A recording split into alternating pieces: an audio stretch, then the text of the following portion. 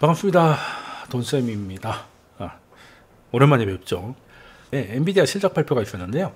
실적 발표 전에 여기 나와 계시죠. 드라컨 밀러입니다. 드라컨 밀러.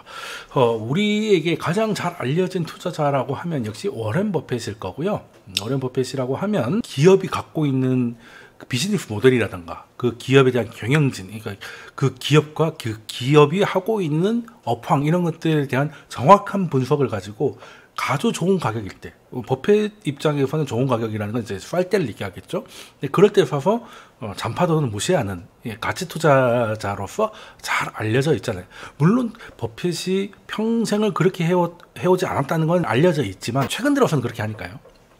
근데 그 반대로서는 좀 알려진 사람 중에서는 아마 드라컨 밀러가 되지 않을까. 연평균은 워렌 버핏보다 더 높은 수익률을 오랫동안 보였다는 것도 유명할 거고요.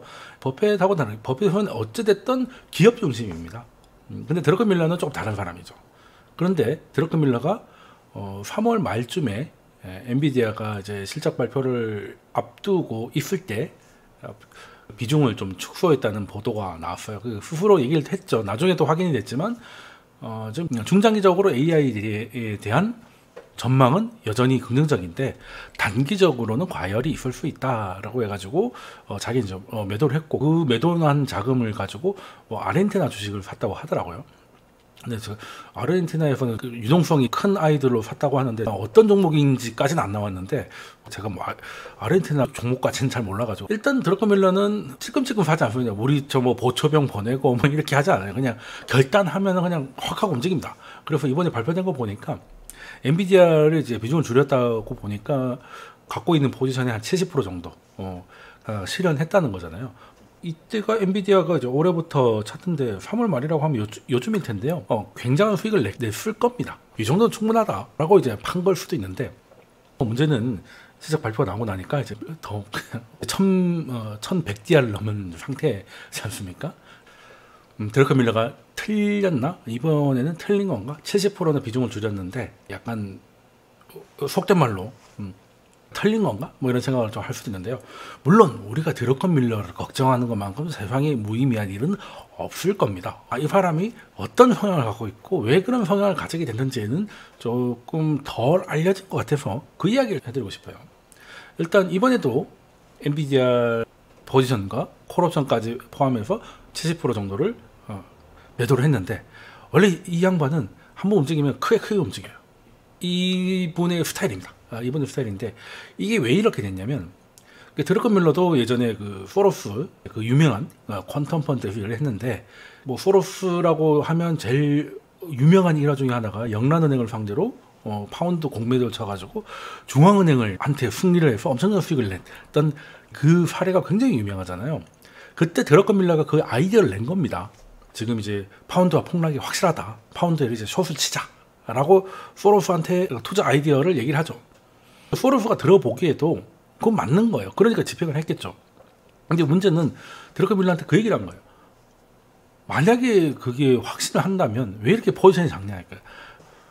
파운드가 폭락할 거라고 보이고 그게 확실해 보이면 좀 크게 해야지, 찔끔 해가지고는 그만큼 덜 믿는 거 아니냐, 확신이 부족한 거 아니냐 라고 얘기를 이제 했더니, 다시 한번 생각해 보니 파운드의 폭락은 확실해서 포지션을 크게 늘립니다. 공매도의 규모를 원래 생각보다 크게 늘렸는데 결과는 어마어마한 수익으로 다가왔죠. 그래서 이제 밀러 같은 경우는 지를 때는 질러야 된다는 걸 이제 그때 깨달은 거예요. 살다 보면 이렇게 멋진 트레이딩을 할 기회가 있는데, 그럴 때는 찔끔 해놓고 혼자 수익률만 보고 좋아할 게 아니라 진짜 의미 있는 비중을 넣어가지고 계좌를 한번 켜야 된다. 먹을 때 크게 한번 먹어야 돼. 크게 먹어야 된다는 생각을 가지고 있기 때문에 살 때도 팔 때도 좀 확 움직이는 게 아마 그때부터 생긴 게 아닐까 하는 생각을 하고요.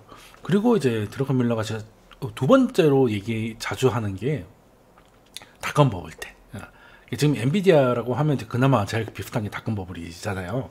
그때 버핏은 IT 종목을 거의 건드립니다. 지금도 버핏이 애플을 IT 종목으로 갖고 있다고 생각하지 않거든요. 주주 환원이 높은 하나의 가치주, 고배당주.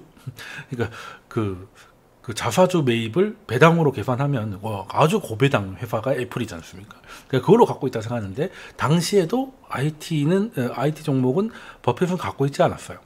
그렇지만 드러커밀러는 상당히 많이 갖고 있었고 99년 정도에서는 이제 굉장히 큰 수익을 냅니다.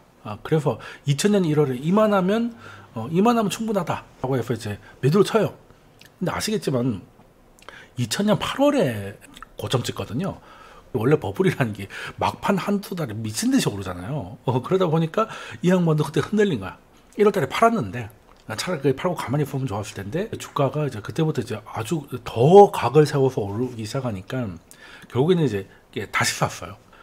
매도를 했다가 다시 큰 포지션으로 들어갔다가 그때 급락을 하면서 상당한 손실을 입었습니다. 그래서 드러커밀러 같은 경우는 크게 벌었던 기억에 대해서는 파운드와 공매도였는데 그때는 포지션을 크게 해야 먹는다라는 걸 배웠고요. 닷컴 버블 때 무슨 교훈을 배웠냐면 막판 과열은 피하는 게 맞다. 자, 그러면 이번에 엔비디아를 판 것도 이것도 예상은 했겠지만 닷컴 버블 때 기억을 가지고 요 정도면 충분하다. 왜? 나는 이제 큰 포지션을 하고 있는데 과열에 잘못 휩쓸리면 힘들어지니까 그냥 이쯤에서 실현을 하겠다 라고 이제 한 거죠. 결과적으로 보면 이제 좀 슬프게 됐지만 900 얼마에서 1100을 넘어간 지가 얼마 되지도 않았으니까 단기적으로는 이제 그럴 수 있겠지만 이제 그 양반의 원칙대로 움직였다. 그렇다고 이제 밀러의 원칙이 무조건 원칙이고 맞다는 게 아니라 그 사람은 자기만의 원칙대로 움직였다는 거예요. 큰 포지션을 움직이고 그리고 과열은 단기 과열이라도 이걸로 끝나지 않는다 하더라도 과열은 싫어한다는 겁니다. 그럴만도 하죠. 그럴만도 합니다. 저는 이제 조금 더 물고 늘어지는 걸 좋아하긴 스타긴 한데 그건 뭐 제 스타일이고 밀러 같은 경우는 그래서 버핏하고 굉장히 다른 게 버핏은 앞서 말씀드린 대로 이제 기업을 봅니다. 좋은 기업. 그래서 경영진도 많이 보고 가장 중요한 건 사업 모델이죠. 비즈니스 모델이 얼마나 좋고 그리고 좋은 가격이 되면 실행을 하는 건데 밀러 같은 경우는 현재 시장을 뭐가 결정하는지 시장의 드라이버를 파악하고 큰 비중을 들어갔다 나왔다 하는 사람이에요. 저는 사실 버핏보다는 드러커밀러의 방법이 개인 투자자들한테는 더 적합하다고 봐요. 버핏처럼 우리들은 이렇게 기다릴 수가 없거든요. 기다릴 수도 없고 기업 분석이 그렇게 마침 쉬운 것도 아니야. 근데 지금 시장 드라이브는 뭡니까? 지금 시장은 뭐 때문에 울고 웃어요? 장기채 금리잖아요. 장기채 금리. 그러면 장기채 금리가 뭐 이제 정점을 찍었다라고 하면 포지션 좀 늘리고, 또 저점을 찍었다라고 하면 포지션 좀 줄이고, 위에서 밑으로 보는 탑다운에 투자를 하는 게 밀러고, 기업을 보고 있는 버핏 같은 경우인데, 일단 그런 성향을 가질 수밖에 없는 게 이 양반이 원래 원자재 관련, 에너지 관련을 많이 했기 때문에 에너지라는 게 원유도 그 자체의 펀더멘털이랄 게 없잖아요. 경기가 좋아져서 수요가 늘어날 것 같은데 공급이 부족할 것 같으면 뭐 엄청 오르기도 하고 공급이 늘어나 있는 상태인데 경기 침체 올 것 같으면 급락하기도 하고 하는 거잖아요. 그 에너지 부분을 하다 보니까 원유 같은 걸 많이 만지다 보니까 이 양반은 매크로에 대해서 예민할 수밖에 없어요. 그렇기 때문에 거기에서 개인적인 경험이 이렇게 대표적으로 포지션 관련 연구 파운드와 그리고 닷컴 버블 때 과열이 아픈 기업 이런 것들이 복합되면서 지금의 드러커밀러의 스타일이 나온 거라고 저는 생각을 하거든요.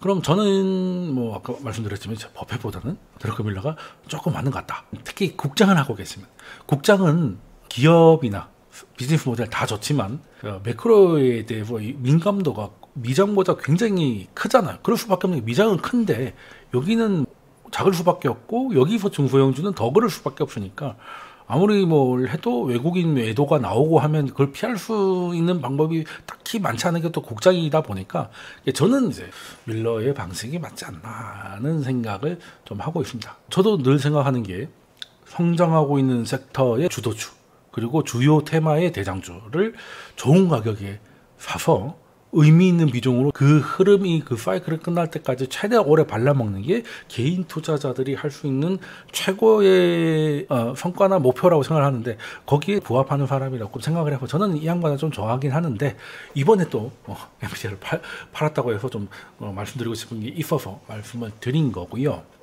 그렇다고 이제 이 양반이 팔았다고 해서 엔비디아에 대해서 너무 과열이다. 이제 꺼질 것이다. 이런 얘기를 하시는 분들도 계셔가지고 그거보다는 그럴 수도 있겠지만 그거보다는 드러큰 밀러는 개인적 성향이 이 트레이딩이 묻어 나온 거다. 이 얘기를 좀 하고 싶었다라는 거죠.